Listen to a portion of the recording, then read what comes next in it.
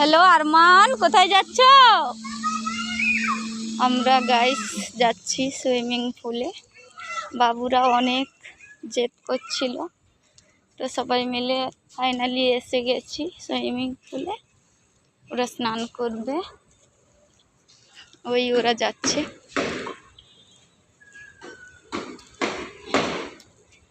জানি না মেদিনীপুরে কোথাও সুইমিং পুল নেই, তো ওর পাপা বললো যে একটা নতুন হয়েছে, তো আমরা এসেছি, দেখি কোথায়। এই বাবুকে ধরো, বাবুকে। এই যে এটা সুইমিং পুল,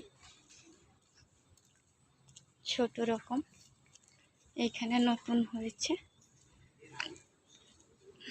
এটা সুইমিং পুল, খুব সুন্দর।